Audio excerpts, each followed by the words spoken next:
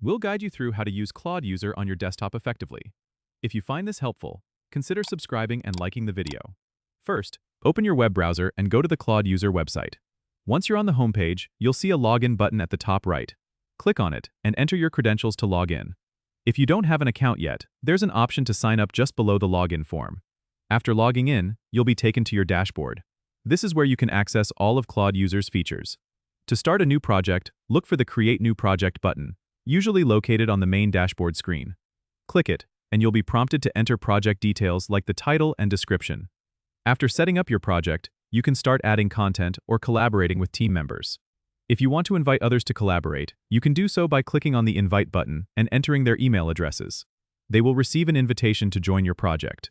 Claude User also offers a chat feature for seamless communication, which you can access from the sidebar on the left. This is handy for real-time collaboration and discussion.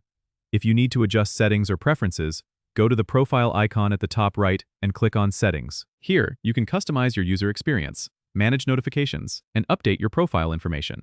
Remember that Claude User automatically saves your work, so you don't have to worry about losing any progress. It's also a good practice to regularly check for updates or new features that might enhance your workflow. Don't forget to subscribe and comment if this helped you out.